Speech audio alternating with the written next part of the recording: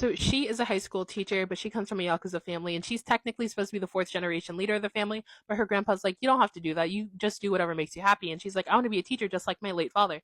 So then she goes to be a teacher, and she's given this classroom at this all boys school, and she's given like the worst class, like worst of the worst. They got the worst grades. They always get into fights. The whole school's given up on them. The adults don't like them, and they're like, these kids are the scum of the earth, and they're never going to graduate. And Yakumi's like, we'll see about that. These are my kids. So then she meets them, and she's like, ooh, okay, we have a lot of work to do. But the kids aren't a lost cause. She just has to guide them. Like they're kids, they're high school seniors. So she meets the class, and the whole class doesn't really matter. It's really like the core five. So there's Shin. He's like the class leader. He's cool. He's collected. He's actually very, very intelligent. He just doesn't apply himself, but he's a little scary because he got kicked out of his last school for fighting like his old teacher. And then there's Uchi. Uchi is like the classroom big brother. He a hothead. He's gonna swing first, think later, but he's gonna do what he has to do to protect his friends.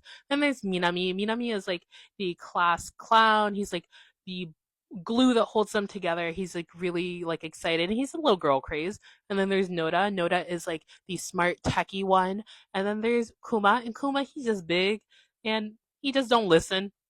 But he has like the biggest like character progression throughout the entire series. So these kids, they don't trust teachers and they always get into fights, but it's not just like they're bad kids, like they're profiled.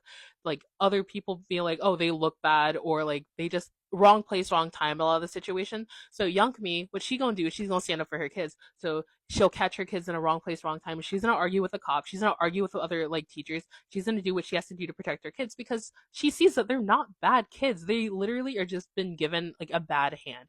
And one thing about Yankumi is that she has a Yakuza background so that she knows how to fight. And one thing she's going to do is beat up other kids that are jumping her kids. So, like, these other schools, they'll, like, jump her kids. No reason, just jump them. And she's going to show up to a warehouse and she's going to beat them up and she's going to bring her kids back home. And they're going to be like, hey, why do you know how to fight? And she's like, what are you talking about? I don't know how to fight. And she's like trying really hard to cover her Yakuza identity. Now, Shin ends up learning about her Yakuza identity and he's like, I'm not going to tell anybody. And he stands on that. He doesn't tell anybody. And, you know, he does have a little crush on her or whatever, but it doesn't really do anything in the drama. But Young she's going to protect her kids. Like, she loves these kids no matter what. And after defending her kids, defending them from the cops, literally fighting for them, fighting to defend them, like, she's scrapping with other high schoolers and other thugs that think that they can mess with her kids. These kids don't play about Yankumi. So when Yankumi gets found out that like she is from the Yakuza and the school wants to fire her and all these teachers are mad and the school's like, we have to fire Yankumi. These kids are like, you're not going to fire my teacher. I'm going to resign. We are all going to drop out. You are not going to fire her. We refuse. We love her. She cares. She gives a damn about us. No one else has ever cared about us. And they don't play about Yankumi.